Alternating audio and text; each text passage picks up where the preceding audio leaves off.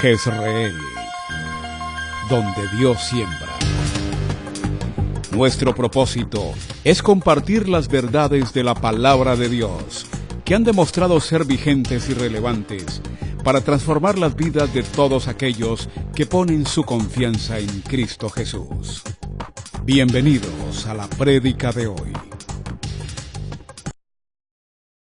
Vamos entonces a meternos en el tema que hemos estado desarrollando durante el mes de abril, que tiene que ver con la fidelidad, la importancia de la fidelidad. 3 cosas este año le estamos orando a Dios para que nos permita recuperar: la gratitud, la fidelidad y finalmente también el compromiso. Son 3 cosas por las que hemos estado pidiendo.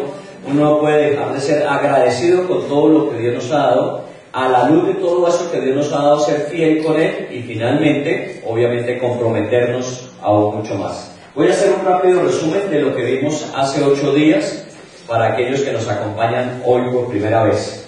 Muy bien, hablamos de la fidelidad y lo tomamos inicialmente, hemos tomado de la versión de Wikipedia, versión popular. No hemos tomado ninguno de estos textos que usted va a ver, es tomado de la Biblia. Solamente nos hemos referido a qué dice nuestra sociedad acerca de la fidelidad. Lo que hemos encontrado que dice la fidelidad concuerda perfectamente con lo que la Biblia enseña. La sociedad dice exactamente lo mismo sobre la fidelidad de lo que la Biblia enseña. El problema es que nuestra sociedad muchas veces declara cosas que finalmente no se cumplen, no se viven. Decíamos hace 8 días que Colombia es un país que tiene muchas leyes, que si fueran por leyes seríamos el país perfecto, pero el problema es no suficiente tener leyes. El asunto es obedecerlas y cumplirlas. Así sucede con la fidelidad. En Wikipedia dice: la fidelidad es la capacidad espiritual, el poder o la virtud de dar cumplimiento a las promesas. Se refiere a que de alguna manera cada vez que nosotros tomamos una decisión que conlleva una acción futura, una vez que la tomamos, seamos igualmente responsables para cumplir con lo que nos comprometemos. Eso lo abrimos según lo que nos decía la definición. Gracias. Prometer es una acción soberana. Nadie está obligado a prometer, nadie está obligado a comprometerse. Es una decisión de la voluntad de cada persona, pero una vez que se decide, hoy se decide lo que se va a hacer en adelante bajo condiciones que pueden ser diferentes en el futuro, no se puede prever con claridad. Quiero decir, cuando nos definimos y nos comprometemos en algo, aunque las situaciones en el futuro cambien, no por eso necesariamente debemos cambiar. Hay que mantener la palabra en aquello que no disponemos a cumplir. También decíamos, según Wikipedia, es la decisión de actuar en cada instante conforme al proyecto establecido en el acto de la promesa. Así como prometemos, así vamos a actuar. También decíamos que se compromete a actuar de la forma que hoy juzga óptima en situaciones que pueden llevarle a pensar y a sentir de un modo diferente. Puede que mañana, a la luz de circunstancias nuevas que se presenten, situaciones que se den, usted puede pensar o sentir de una forma diferente, pero cuando usted se comprometió, estaba pensando en la manera óptima de cumplir el compromiso. Así que estamos hablando de fidelidad, mantenerse a pesar de que las cosas cambien. El que es fiel cumple la promesa a pesar de los cambios en las ideas, las convicciones, los sentimientos que pudiera provocar el tiempo. Y tenemos, para estar cerrando, el que promete se adelanta al tiempo de modo lúcido y libre. Cuando nos comprometemos lo hacemos de forma libre, lúcida. Igualmente tenemos que cumplir con aquello que nos comprometemos de manera consciente y voluntaria. Muy bien, ese es el resumen de lo que teníamos de hace una semana. Vuelvo a decir, para aquellos que no nos acompañaron, no es que dejemos la Biblia a un lado. Estoy simplemente trayendo lo que socialmente aceptamos, que obviamente si usted mira es lo que la Biblia enseña. Todo esto está respaldado con pasajes de la Biblia que estuvimos leyendo hace una semana. Y lo que estamos diciendo es que Dios no se equivocó al hablarnos de este tema desde la antigüedad, porque es uno de los temas fundamentales en la Biblia. Los acuerdos que se sostienen son lo que genera seguridad para el futuro. Cuando se violentan los acuerdos, no se cumplen las promesas, es lo que nos genera completa inseguridad. Hoy día estamos viviendo en una sociedad que declara que la fidelidad es muy importante, pero que no se ha sostenido fiel a ella. Por eso encontramos una sociedad muy incierta, muy insegura, Hoy día la palabra ya no es tan valiosa. Lo mejor que podemos hacer siempre es buscar garantías adicionales cuando hay una promesa, hay un pacto, hay un compromiso. Muy bien, vamos a entrar a la segunda parte, que tiene que ver con la capacidad en la fidelidad de no engañar, no traicionar a los demás. Vamos a meternos un poquito en ese tema, ya lo bajamos de la parte social a lo personal, a las relaciones interpersonales. Lo primero que tenemos que decir con respecto a este punto es que es un valor moral que faculta al ser humano para cumplir pactos y compromisos adquiridos. Obviamente, estamos ya hablando de nuestros propios compromisos. Usted sabe que en campaña todo candidato hace 50.000 promesas. La pregunta es si cuántas de esas promesas está dispuesto o en capacidad de cumplir.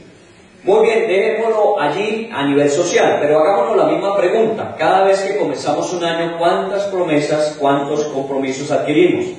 Cada vez que iniciamos un proyecto, ¿con qué nos estamos comprometiendo? Y la pregunta allí que nos hacemos es, una vez que así decidimos, ¿estamos dispuestos a cumplir? La Biblia nos enseña en Proverbios 6:1 lo siguiente, dice: Hijo mío, si salieres fiador por tu amigo, si has empeñado tu palabra a un extraño, te has enlazado con las palabras de tu boca y has quedado preso en los dichos de tus labios.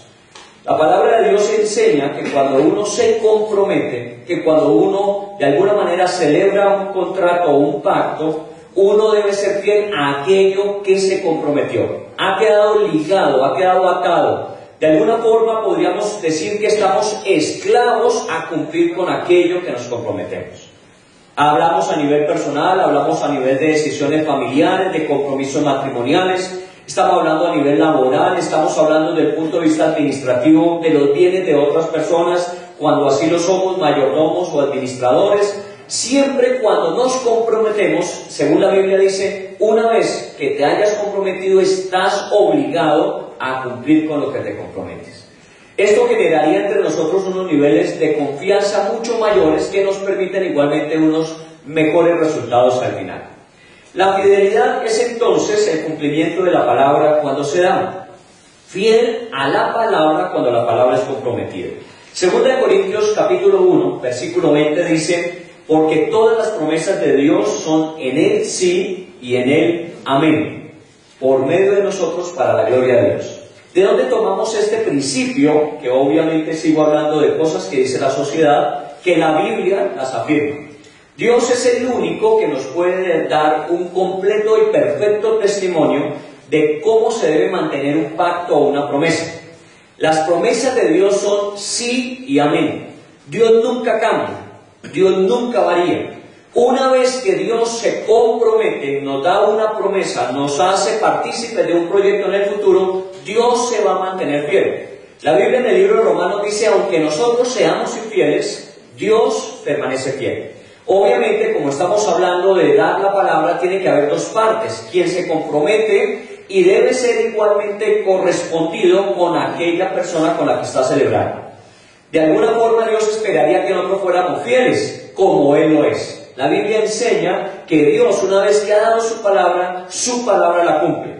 El problema es que muchas veces nosotros no cumplimos la parte que nos corresponde. La fidelidad es una noción que en su nivel más abstracto, dice la definición en Wikipedia, implica una conexión verdadera con una fuente. Entonces aquí lo que está planteando este principio es que de alguna forma, cuando nos comprometemos, tiene que haber un vínculo con una fuente, con alguien más. Definámoslo un poquito más a profundidad según Wikipedia. Dice: su significado original está vinculado con dos cosas: a la lealtad, que tiene que ver con otra persona, en el caso específico plantean ellos de un señor o un rey, y a la atención del deber. Mire dos cosas que plantea nuestra sociedad.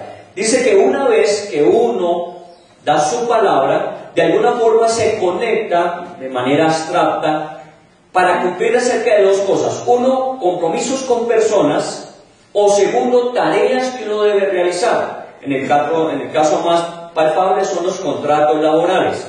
Por eso es importante que nosotros no solamente pensemos en aquello que hablamos, sino aquello que nos hemos comprometido laboralmente cuando firmamos un contrato. Aquello tenemos que cumplirlo a cabalidad, porque de eso se trata. Ahora, en Daniel, en el capítulo 6, en el versículo 4, encontramos una historia de esto. Dice la Biblia hablando de Daniel: entonces los gobernantes y sátrapas buscaban ocasión para acusar a Daniel. Los gobernantes y sátrapas de la época de Daniel, en una época de cautiverio, donde Daniel era parte del consejo administrativo del país. Buscaban ocasión para que Daniel diese lugar para atacarlo. ¿Por qué? Porque Daniel daba testimonio de su fe para con Dios. Obviamente, si una persona habla de Dios y habla de fe y habla de fidelidad, pues tiene que dar testimonio de ello. Las personas a su alrededor estaban pendientes en qué momento Daniel daba lugar para poder contradecir su testimonio. Si decía que la integridad, que la fidelidad, que la honestidad eran principios en su vida, enseñados por su Dios, pues obviamente tendría que atenerse a su comportamiento, sus acciones. Dice en Daniel, a continuación de la primera parte, dice: mas no podían hallar ocasión alguna o falta, porque él era fiel y ningún vicio ni falta fue hallado en él. Daniel tenía las dos cosas que dice Wikipedia que uno debe observar. Primero, con respecto a su rey, y recuerde que está en esclavitud. Así que de alguna manera él es esclavo del rey, aunque le sirve como consejero. Y con respecto a todo lo que el rey espera de él, demanda de él, ha cumplido cabalmente. Pero también tiene unas funciones que tiene que desarrollar. Y en esas funciones Daniel también fue cabal, al punto que no hallaron nada de qué acusarlo. Eso es lo que la Biblia llama fidelidad. Ahora, si preguntamos por qué Daniel era así, pues obviamente tendríamos que hablar de su carácter. Pero la pregunta es: ¿quién es Daniel en la Biblia? Daniel es uno de los pocos hombres en la Biblia que, aunque seguramente cometió errores, no se conocen de ellos. Porque no hay hombre perfecto. Todos y cada uno de nosotros, aún Daniel, tenemos imperfecciones. Pero en el caso específico de él, la Biblia dice que es un hombre que en el libro, por lo menos que narra su historia, que es el libro de Daniel, no se conocen actos o acciones que pudiesen comprometer su testimonio. Y eso implica que Daniel era fiel al rey, era fiel con su tarea, pero más que eso, era fiel con Dios. Porque finalmente, ¿quién es el que lo va a juzgar a uno? Es el Señor. Las personas y las circunstancias pueden pasar, pero finalmente todos y cada uno de nosotros tendremos que dar cuenta a Dios. Cuando hablamos de fidelidad, lo más importante es la conexión. Por eso decíamos, así lo define Wikipedia, una conexión abstracta. Nosotros no entendemos ese término abstracto simplemente con echar globos al aire. Su compromiso inicialmente es con Dios, luego con las personas con las que usted pacta y finalmente con las tareas con que usted se compromete. Eso es lo que nos plantea Wikipedia. La palabra fidelidad se deriva de una palabra en latín, fidelitas, y su significado es servicio a un Dios. Imagínense cómo aún la palabra nos conduce hacia una relación con aquello que llama a sí mismo nuestra sociedad abstracto, pero para nosotros no es nada abstracto, es una relación personal y se llama Dios, la contraparte, y de alguna forma dice servir a un Dios. Y aquí es donde nosotros como cristianos tenemos que hacer carne de nuestra vida este término de la fidelidad. No somos simplemente fieles por condiciones morales, no somos solamente fieles por condiciones sociales, sino que somos fieles porque es un principio espiritual. Si hablamos de Dios, de una relación con Dios personal, una de las muchas características que debemos desarrollar es la fidelidad. Vamos a irnos, y aquí se lo voy a invitar a que usted por favor abra su Biblia en el Salmo 15. Vamos a mirar el Salmo 15. Y en el Salmo 15 vamos a encontrar cómo de alguna forma se desarrolla este tema de nuestra fidelidad que se relaciona finalmente con Dios. El Salmo 15 pudo haber sido escrito, dicen los especialistas en el estudio de la Biblia, pudo haber sido escrito cuando fue trasladada el arca hacia la ciudad de Jerusalén, donde finalmente estuvo en el templo y allí se rendía culto a Dios. En ese momento, cuando llega el arca al templo, pudo haber sido escrito el Salmo 15.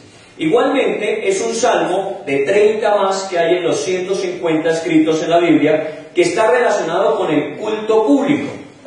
Quiero decir, la Biblia siempre habla de una relación personal. La relación con Dios es personal e individual. Pero de alguna forma estamos sentados en esta tarde, en este lugar, para celebrar un culto público.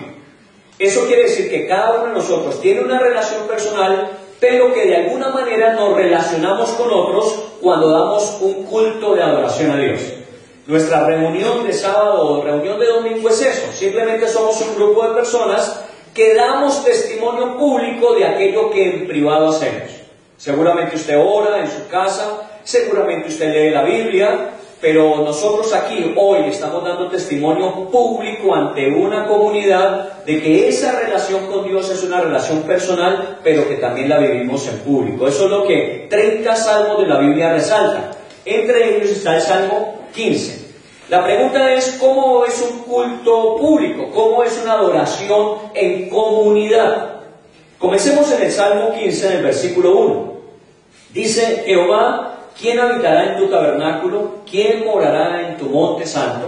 Recuerden que estaba diciendo que algunos dicen fue trasladada el arca hacia Jerusalén una vez que estaba el templo y fue colocada el arca, que es señal de la presencia de Dios para ellos en ese tiempo, en el lugar donde la gente se iba a reunir para adorar.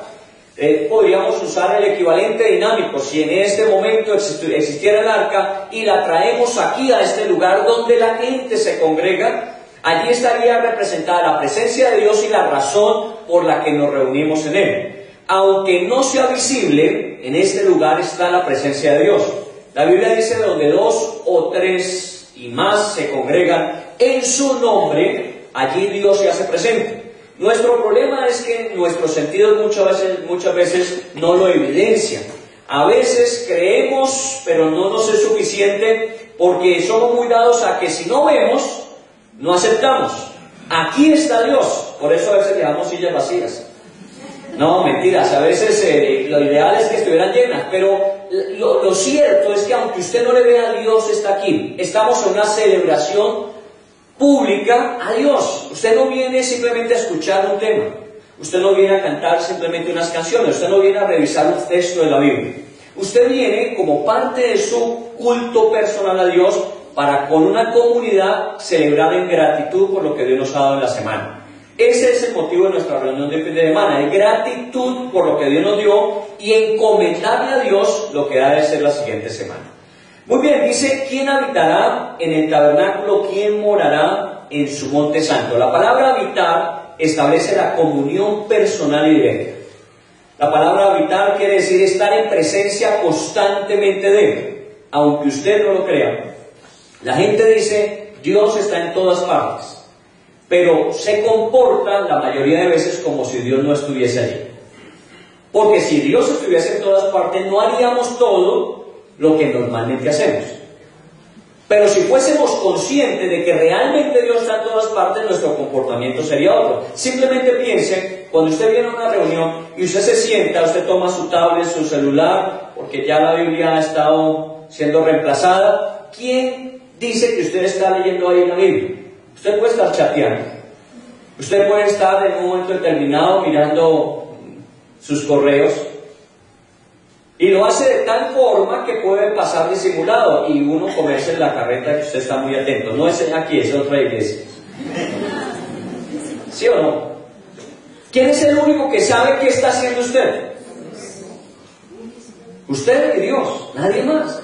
Es más, a veces estamos de cuerpo ausente, cuerpo presente, espíritu ausente. Estamos aquí sentados, pero nuestra mente está divagando por el universo. ¿Quién sabe eso? Eso solamente lo sabe Dios. Por eso es algo que uno personalmente tiene que ser consciente. Habitar implica una comunión personal. Y morar es no solamente estar allí, sino estar agradado de estar allí. Usted habita en su casa y mora en su casa. Quiero decir, usted va a dormir a su casa. Y usted se alegra de poder llegar a su casa. Bueno, la mayoría nos alegramos de llegar a la casa. Hay unos que no quisieran llegar. Hay unos que simplemente habitan, pero no moran ahí. Están ahí porque les corresponde estar ahí. Tienen que ir allí, pero no disfrutan de estar allí. de pronto muchas veces la religiosidad se ha llevado eso por delante, en el sentido de que cumplimos con un horario religioso, pero finalmente no estamos ahí, no lo disfrutamos, estamos mirando el reloj, cuánto tiempo va, cuánto queda. Y de alguna forma estamos incumpliendo lo que dice, el que habita, el que mora en el templo o en el tabernáculo. Dios no solamente quiere que usted sea consciente, sino que usted lo disfrute. La relación personal con Dios hay que disfrutarla en lo privado y en comunidad. Muy bien, veamos la segunda parte del versículo. Dice, el que anda en integridad y hace justicia y habla verdad en su corazón. Entonces aquí empieza a contestar la pregunta, ¿quién habitará y quién morará? ¿Quién estará allí y quién lo disfruta? Pues entonces empieza a respondernos diciendo, el que anda en integridad. La palabra integridad ya obviamente se refiere a rectitud, bondad, honradez. En Génesis 17, cuando Dios habló con Abraham, le dijo, anda delante de mí y sé perfecto. Esa fue la demanda de Dios a Abraham. Abraham le prometió a Dios que le iba a hacer una gran nación, un gran pueblo, que le iba a bendecir y que iba a ser de bendición para otros. Esa fue la bendición integral. Lo único que Dios le pidió a Abraham es, anda delante de mí y sé perfecto. Esa palabra perfecto allí es la palabra íntegro. Y la Biblia habla de andar en integridad. No quiere decir que hayamos superado todos aquellos avatares, dificultades o pecados que en la vida pueda haber. Pero cada día nos esforzamos por mejorar.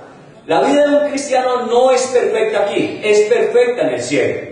Pero mientras caminamos día a día, mes a mes, año a año, lo que estamos haciendo es caminando en pos de perfeccionarnos, cada día siendo mejores.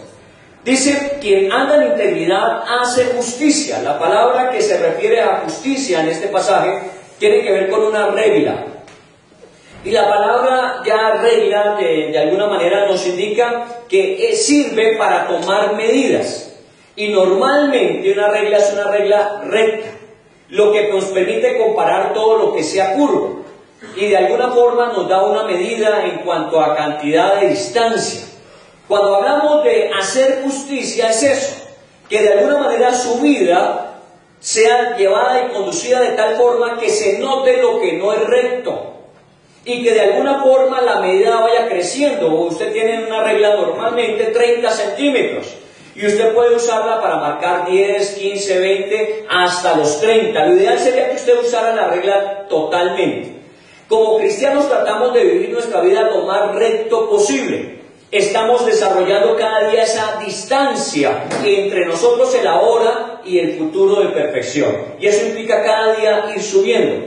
Por eso el autoexamen que debemos hacernos es cuán justo voy siendo en la medida que yo voy avanzando en la vida. ¿Soy más justo de lo que era en el pasado? Hoy nos pasó algo particular y no tuve el tiempo para detenerme porque venía para la reunión, pero valdría la pena. Un muchacho en la 116 iba a limpiar el vidrio y pues le dije que no, pero le di una moneda. Estaba completamente drogado, parece ser, el equilibrio, se veía que no lo mantenía. Y cuando se acercó le dije, cuídese. ¿Y sabe qué me respondió? ¿Por qué? ¿Me va a matar?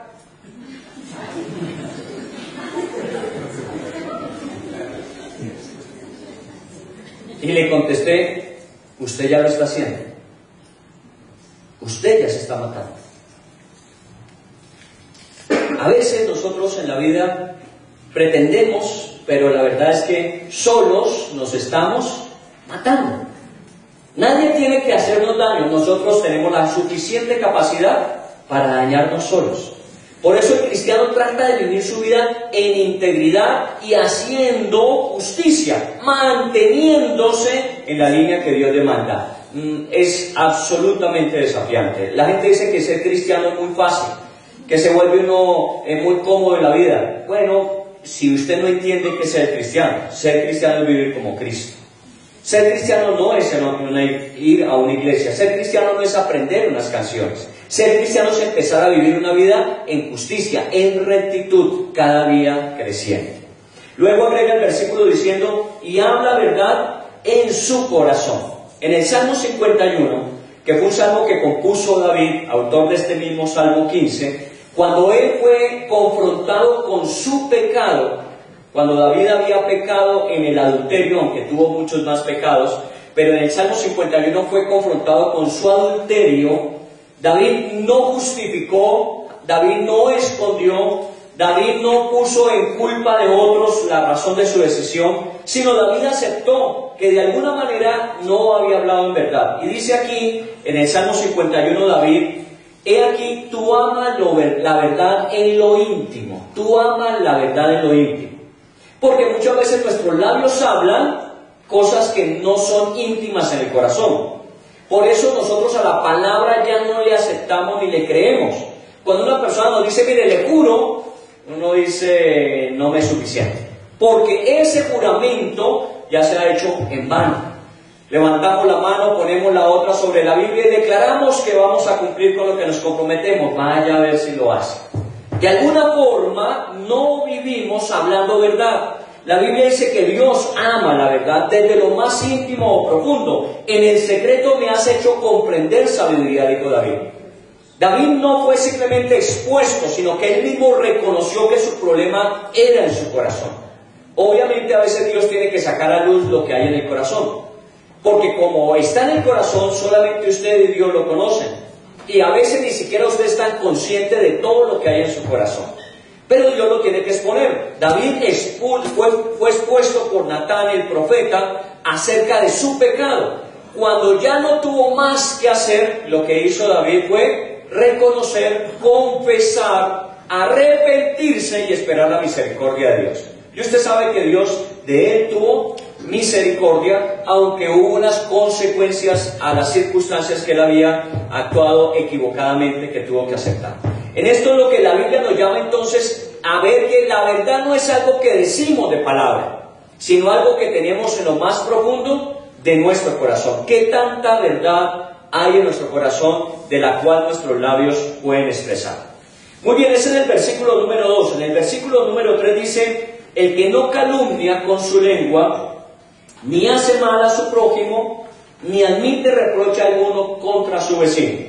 Miren que aquí no nos da una sola característica de aquellos que pueden acceder, que pueden tener y disfrutar una relación con Dios, sino nos habla de muchas características. Aquí tenemos 3 más. El que no calumnia. La palabra calumnia aquí se escribe ragal en el original y traduce espiar. Uno diría, pero ¿qué relación tiene la calumnia con espiar? Es que de alguna manera lo que nos trata de decir es aquel que está pendiente de los errores, equivocaciones, fallas, hierros de los demás. ¿Para qué? Para caer encima, y muchas veces nosotros lo que hacemos es agregar.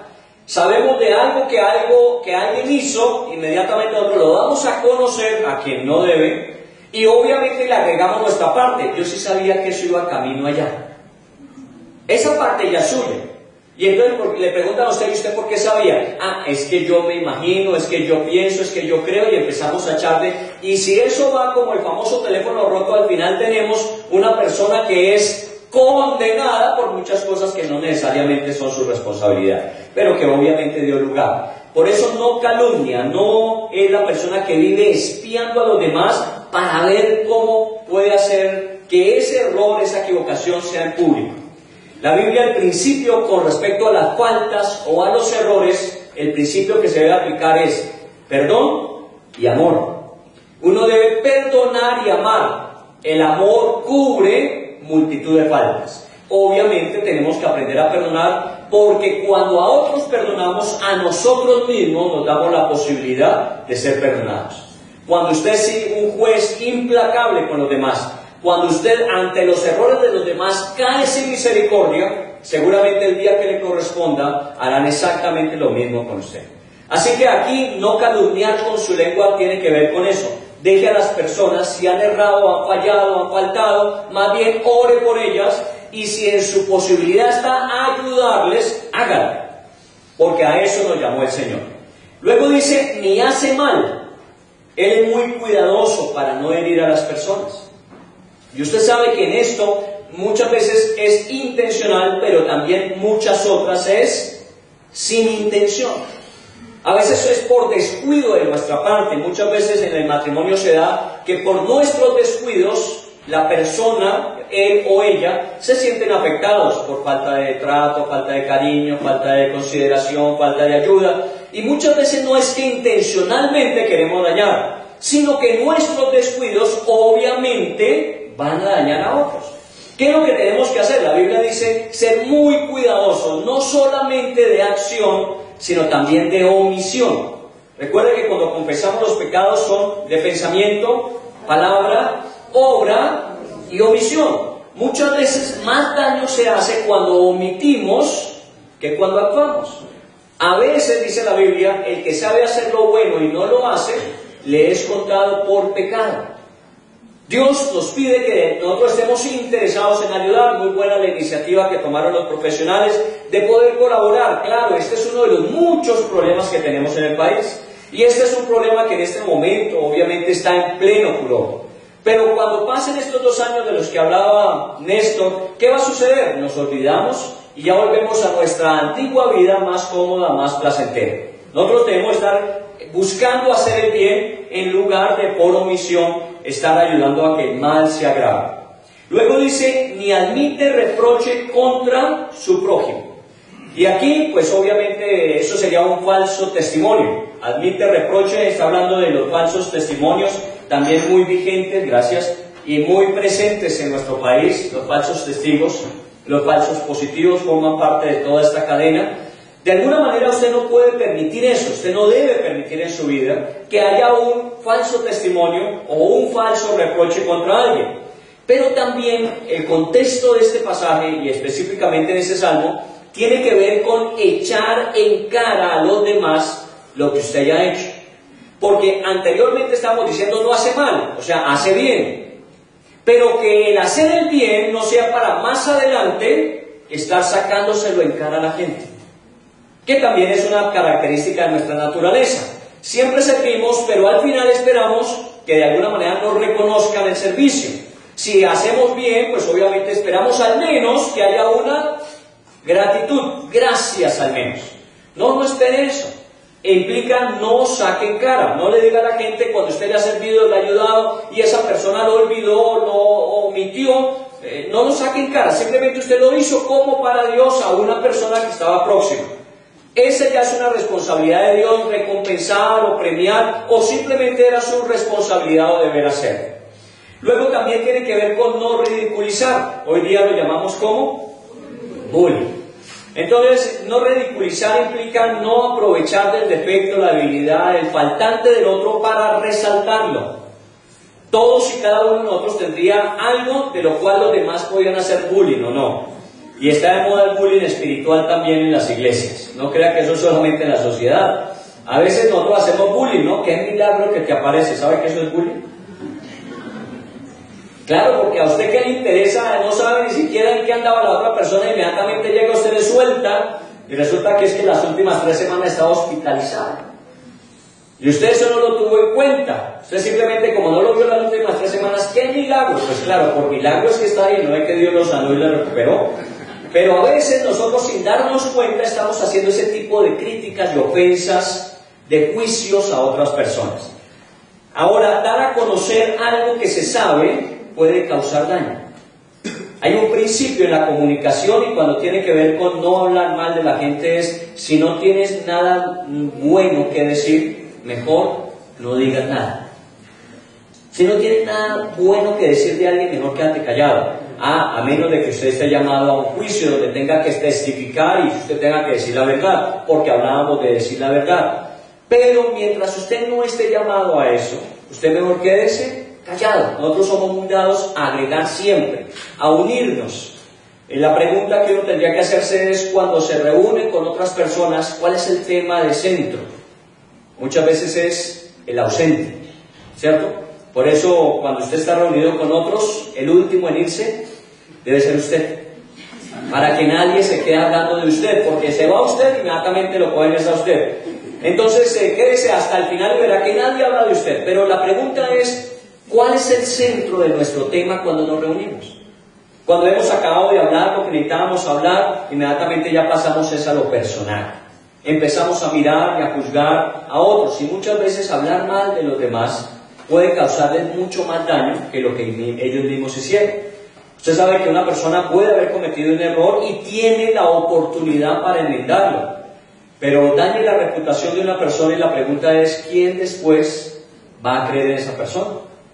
Por eso, de alguna manera, cuídese, porque a veces su expresión, su juicio, su condena es mucho más implacable que la de la ley. La ley puede decir, esta persona ya cumplió con lo que debía cumplir y está limpio ante la ley. Pero ante la sociedad, por nuestra calumnia, por haber hablado de más, sigue estando vigente su pecado. Muy bien, esa es la segunda parte. La tercera dice, aquel a cuyos ojos el vil es menospreciado, pero honra a los que temen a Jehová. La palabra vil a veces nos suena como menospreciado en el sentido de pobre, una persona llevada.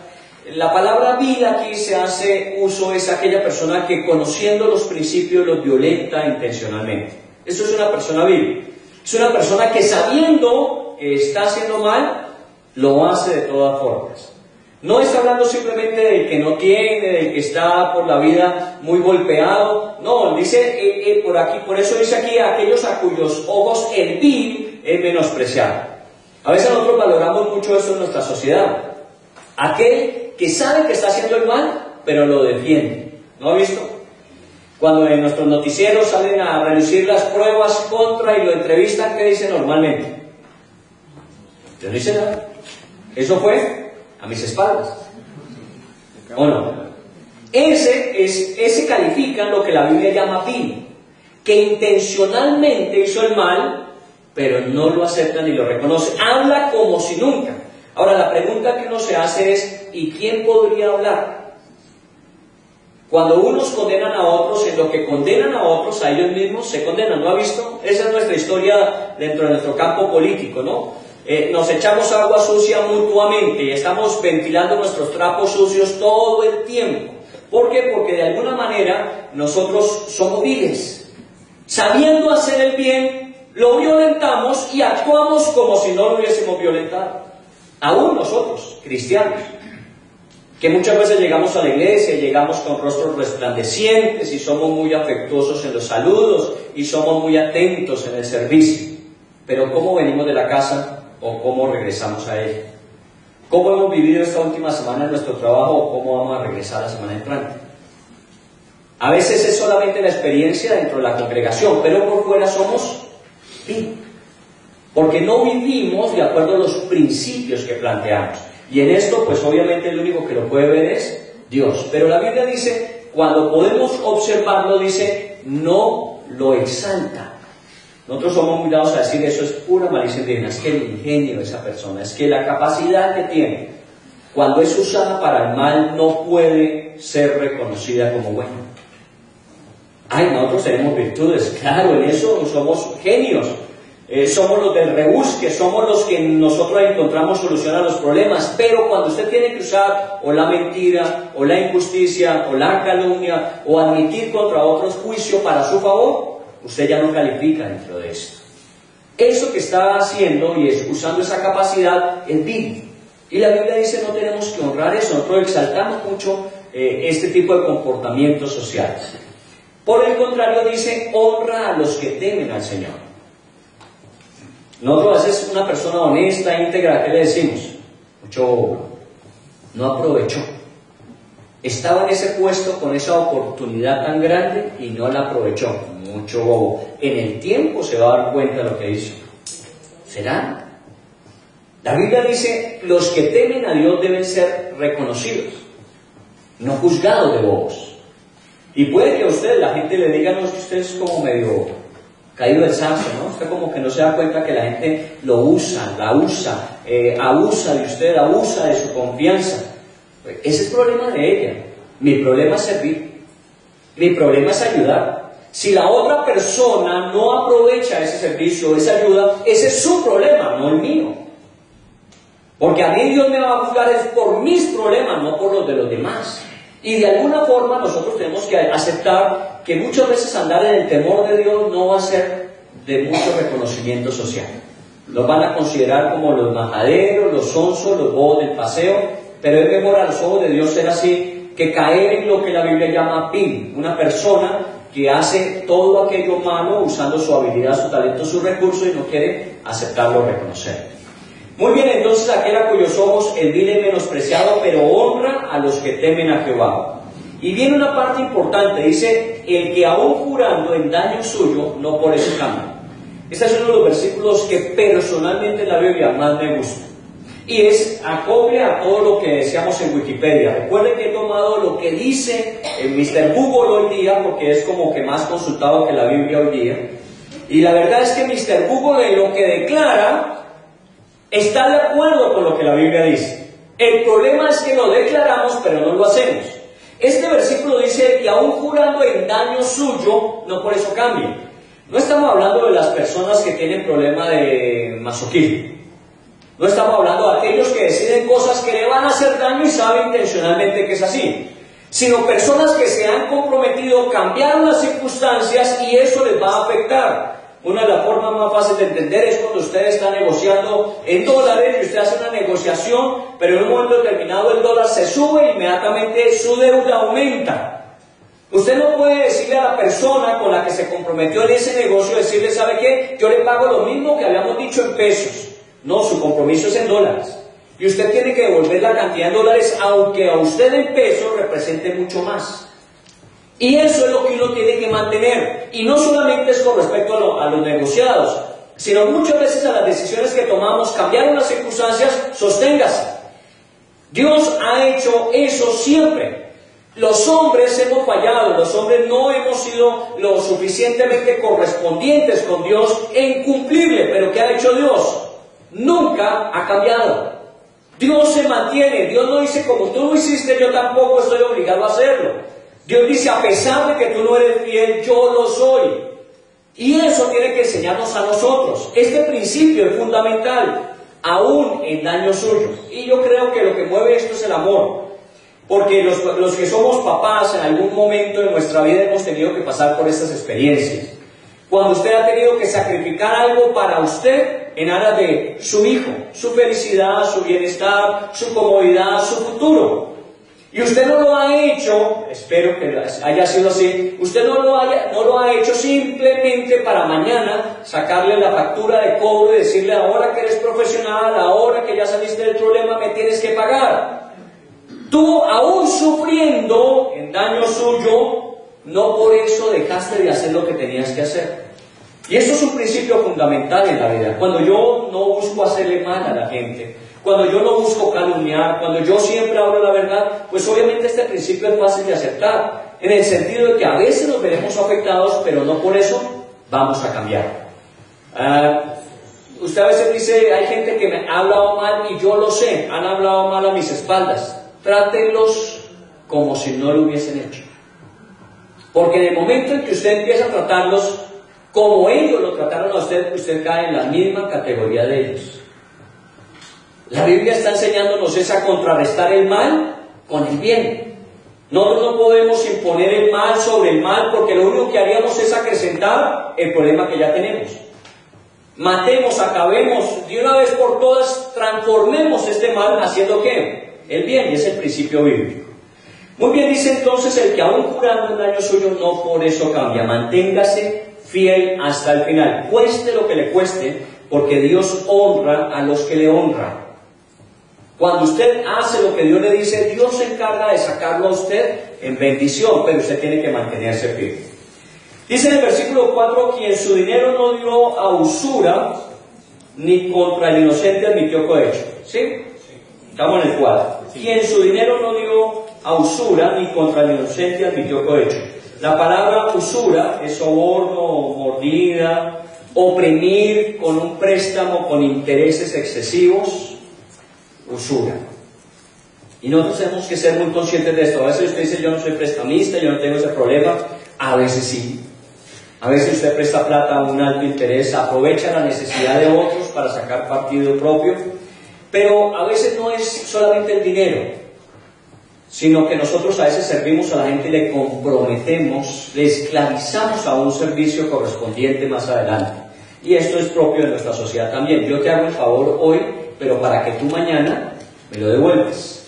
Es el estilo mafia. Te sacan a ti del problema actual, pero quedas comprometido de por vida con la mafia. A veces nosotros tomamos esas actitudes. Actuamos, hacemos, pero esa persona nos queda debiendo. La Biblia dice, en lo que a ti corresponde, lo único que debes de ver es el amor. Nada más. De lo demás, de alguna manera Dios se encargará de poner en cuentas claras y sacarnos adelante. Las personas que trabajan a nuestro servicio, muchas veces estamos esclavizándolos. Usted me dirá, pero yo pago lo que es legal, lo que por acuerdo de contrato se ha firmado, ¿sí?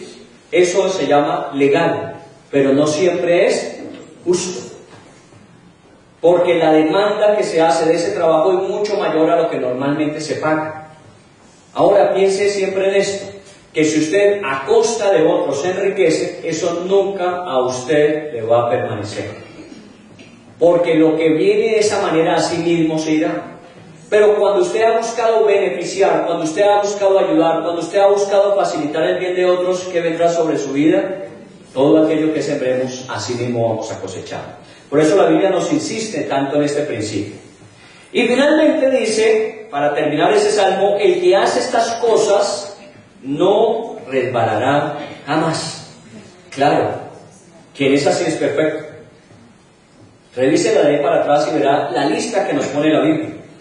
¿Quién habitará? ¿Quién disfrutará? ¿Quién? La comunión con Dios no será algo religioso, sino también en lo privado y en las actividades que normalmente desarrolla. Dice, el que hace todas estas cosas. En 4 versículos la Biblia resume lo que es un modo de vida eficiente. Y cuando digo eficiente es porque siempre conduce a la prosperidad. El vivir de otra forma, contrario a lo que Dios establece, nos conduce a la calamidad. Por eso muchas veces nos encontramos cosechando lo que hemos sembrado, porque hemos actuado de la forma incorrecta. La Biblia nos amonesta y nos exhorta, y no solamente nos dice que debemos corregir el mal, sino nos dice cómo hacerlo. Y aquí hay unos principios muy precisos. El que hace estas cosas, ahí esas cosas son las que acabamos de mencionar. Y que usted podría ahondar, por tiempo no tenemos todo el tiempo para ahondar en cada una de ellas, pero cada uno tendría que hacer su propio autoexamen a la luz de ella. Dice la palabra no resbalar jamás, es no ceder. Cuando usted está resbalándose, usted está cediendo de la posición que tenía. Y normalmente nos sucede, cuando el piso no es muy firme o nuestros zapatos son zapatos que se deslizan, usted va perdiendo la posición poco a poco. Y usted puede caerse. Uno a veces juega mucho con esto en la sociedad y en la vida. Uno a veces siente que se está resbalando, pero no importa, yo tengo suficiente equilibrio. El problema es que usted se seguirá resbalando y finalmente va a caer. La Biblia dice no ceda, manténgase. Aunque le propongan el cielo, la tierra y todo lo que en ellos hay. Usted manténgase a lo que Dios dice, aún como está planteado aquí, que muchas veces pareciera ser en contra. Pero cuando usted actúa en integridad, en fidelidad, la recompensa es su prosperidad. Y no solamente la presente, sino también la que traerá a sus descendientes. Porque la bendición de Dios vendrá sobre sus hijos, sobre los hijos de sus hijos, hasta 3ª y 4ª generación. Así que en este principio, Dios mira ese corazón. Y tarde o temprano terminará bendiciéndole. Yo pues le tengo que dar testimonio por nuestro ministerio y servicio, que nadie me obligó a esto. Lo he hecho por llamado, creo que le he respondido a Dios de forma voluntaria. Muchas veces en nuestro ministerio de 40 años hemos sufrido experiencias de desilusión, como seguramente hemos desilusionado también a otros. Pero cuando hablo de aquellas faltas u ofensas que he recibido, muchas veces en el corazón de uno queda cierta piquiña o amargura. Y si uno no corta rápidamente eso, termina contaminándose.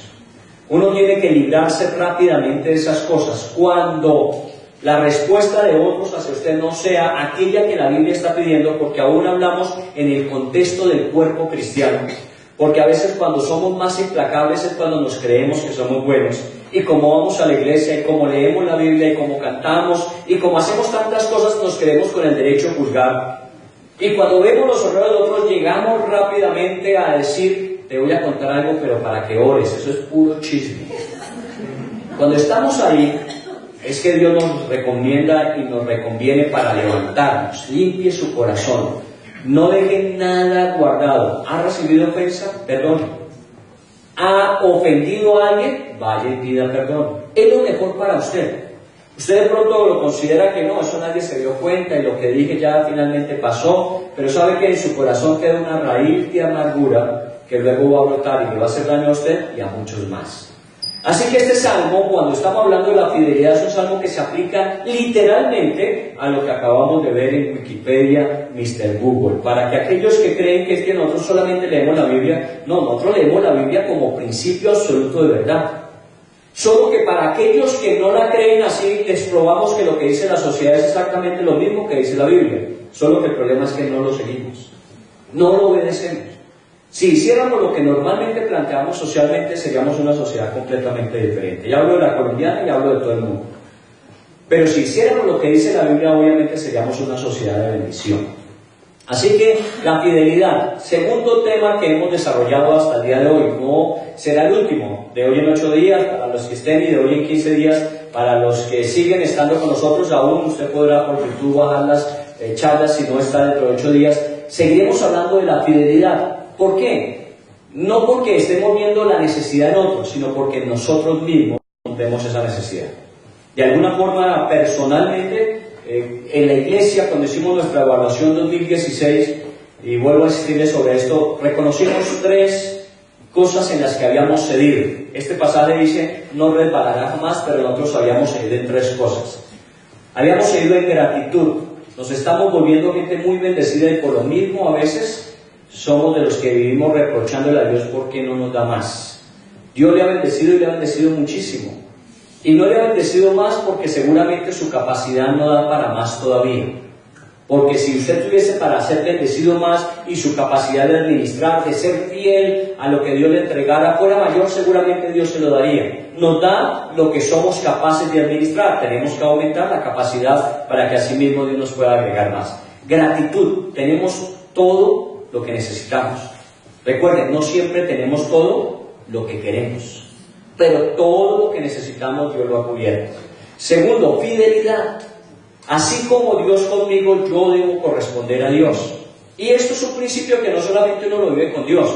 Si usted lo vive con Dios, usted lo vive con la gente que lo rodea. Porque uno no puede tener doble vida. Uno no puede tener una vida espiritual íntima con Dios y salir y hacer todo lo contrario. Uno si habla con Dios y le confiesa a Dios su realidad de corazón y le pide a Dios que le ayude, seguramente cuando uno sale a vivir conforme lo que uno le ha dicho a Dios. Así que esto tiene una relación profunda de fidelidad con Dios, pero también con el entorno que nos rodea. Y lo tercero es el compromiso. Nos hemos enredado en muchas cosas de la vida. Y cuando digo esto no es porque la vida sea mala, ¿cierto? Yo no creo que la vida sea mala, tiene dificultades y cuando no se resuelven a tiempo tiene problemas, pero el problema nuestro es que nos hemos enredado con muchas cosas que son temporales y no son tan valiosas como creemos a veces. A veces pensamos que lo material, que la comodidad, que la posición, que el poder son las cosas más importantes y créanme que lo más importante, según dijo Jesús, es el servicio. Es el poder servir a los demás, el poder tener una vida que sea útil. Y cuando eso hacemos, obviamente nos sentimos muy bien y seguramente en su momento Dios lo recompensará. Así que de esta forma estamos viviendo en lo que Dios nos ha recomendado. 3 cosas a corregir: gratitud, infidelidad y compromiso. Estamos adquiriéndolas para poder servir al Señor en el futuro.